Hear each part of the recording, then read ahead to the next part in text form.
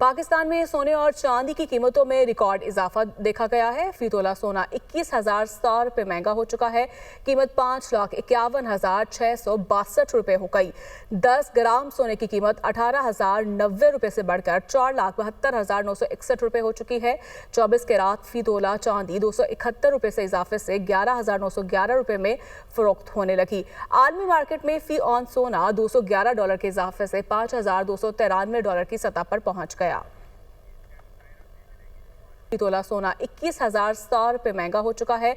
कीमत 5,51,662 रुपये हो गई। 10 ग्राम सोने की कीमत 18,090 रुपये से बढ़कर 4,72,961 रुपये हो चुकी है।